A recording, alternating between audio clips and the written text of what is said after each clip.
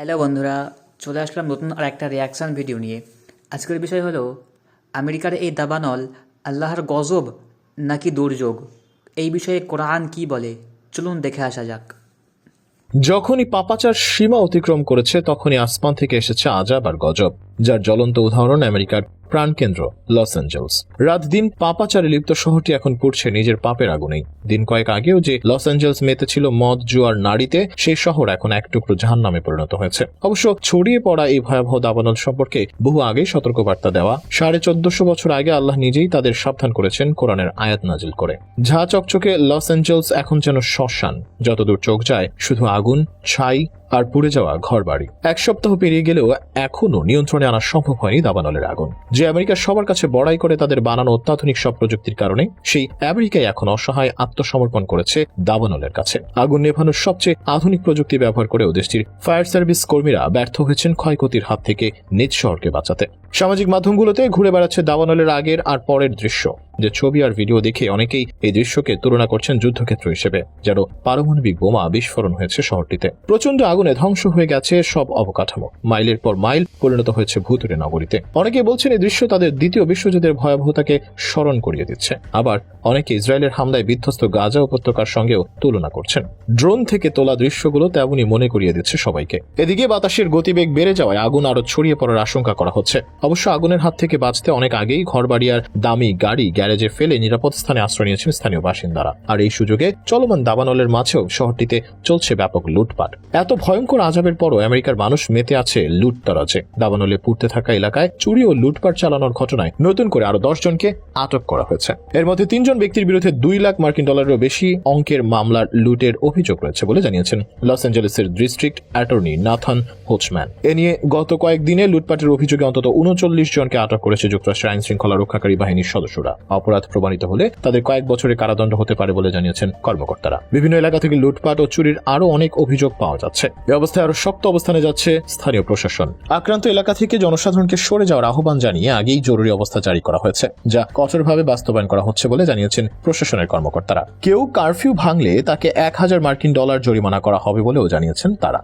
মূলত এই পাপের মাত্রা সীমা অতিক্রম করায় পর্নোগ্রাফির শহরে এমন ভয়াবহ আজব এসেছে। আল্লাহ মানবজাতি সৃষ্টি করে সৃষ্টির সেরা জীব হিসেবে ভূষিত করেছেন। আশরাফুল মাখলুকাত তথা সৃষ্টির সেরা জীব যদি তার আসল মালিককে ভুলে যায় এবং তার আদেশ নিষেধ অমান্য করে, তাহলে তার মালিক তার প্রতি শুধু অসন্তুষ্টই হন না, তাকে শাস্তি দিতে বাধ্য হন। তবে আল্লাহ তাআলা যেহেতু অতিশয় মেহেরবান ও দয়াময়, তাই তিনি তাৎক্ষণিক শান্তি প্রয়োগ করেন না। তিনি অবকাশ দেন, বারবার সুযোগ দেন। তবে আল্লাহ ছাড় দিলেও ছেড়ে দেন না। মানুষ পাপ করতে করতে যখন পাপের সীমা ছাড়িয়ে যায়, তখনই আল্লাহর শাস্তি নাজিল হয়। নমরুদকেও আল্লাহ তাআলা তখনই শাস্তি দিয়েছেন যখন সে নিজেকে প্রভু বলে দাবি করেছে। অনুরূপভাবে আদ, সামুদ প্রভৃতি জাতিকে তাদের সীমাহীন পাপাচারের কারণে ধ্বংস করে দেওয়া হয়েছে। বনী ইসরাঈলরা আল্লাহর কিতাব তাওরাতকে অস্বীকার করে উত্তম জিনিস তথা মান্না ও সালোয়ার পরিবর্তে খারাপ জিনিস তথা ভূমির উৎপন্ন জিনিস চাওয়া, আমালেকা সম্প্রদায়ের সঙ্গে যুদ্ধ করতে অস্বীকৃতি জানিয়ে আল্লাহর অগণিত নিয়ামত ভোগ করেও অকৃতজ্ঞ হওয়ার কারণে চির লাঞ্ছনা ও আল্লাহর ক্রোধে পতিত হয়েছে। আগের নবীদের এমন সব কাহিনী পবিত্র কোরআনে আলোচনা করে আল্লাহ তাআলা এটি বোঝাতে চেয়েছেন যে যদি উম্মতে মুহাম্মাদীও তাদের মতো পাপাচারে লিপ্ত হয়, তবে তাদের পরিণতিও অনুরূপ হবে এবং একই ভাগ্য বরণ করতে হবে। নিষিদ্ধ কার্যকলাপের ফলেও আল্লাহর পক্ষ থেকে কঠিন আযাব আসে। হযরত আবু হুরায়রা রাদিয়াল্লাহু তাআলা আনহু থেকে বর্ণিত, তিনি বলেন, রাসূলুল্লাহ সাল্লাল্লাহু আলাইহি ওয়াসাল্লাম বলেছেন, যখন সরকারি মালকে নিজের মাল মনে করা হয়, আমানতের মালকে নিজের মালের মতো ব্যবহার করা হয়, যাকাতকে জরিমানা মনে করা হয়, ইসলামী আকীদা বর্জিত বিদ্যা শিক্ষা করা হয়, পুরুষ স্ত্রীর অনুগত হয়, মায়ের সঙ্গে দুর্ব্যবহার করা হয়, বন্ধুদের আপন মনে করা হয়, বাবাকে পর ভাবা হয়, মসজিদে শোরগোল করা হয়, পাপী লোক গোত্রের নেতা হয়, অসৎ ও নিকৃষ্ট লোক জাতির চালক হয়, ক্ষতির ভয়ে কোন লোককে সম্মান করা হয়, গায়িকা ও বাদ্যযন্ত্রের প্রচলন অধিক হয়, মদ্যপানের আধিক্য ঘটে, পরবর্তী সময় লোকেরা পূর্ববর্তী লোকদের বদনাম করে, তখন যেন তারা অপেক্ষা করে গরম বাতাস, ভূমিকম্প, ভূমিধস, মানবাকৃতি বিকৃতি, শিলাবৃষ্টি, রক্তবৃষ্টি ইত্যাদি কঠিন আযাবের,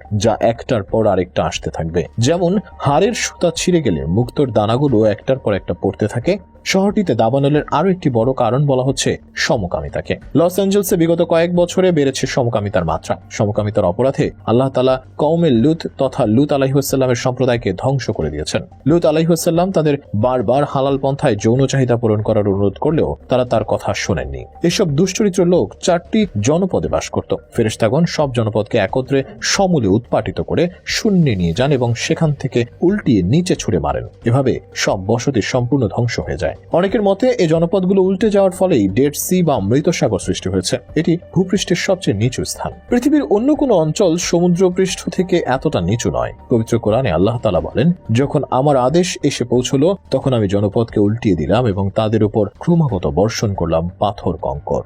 ইসলামী স্কলারদের দাবি এ তো কেবল শুরু। যেভাবে লস অ্যাঞ্জেলস থেকে শুরু করে পশ্চিমা বিশ্বের দেশগুলো পর্নোগ্রাফি সহ আরো বহু পাপাচারে মেতে আছে, তাদের উপর আরো ভয়াবহ সব আযাব আসবে, যে আযাবকে তারা মনে করবে প্রাকৃতিক দুর্যোগ।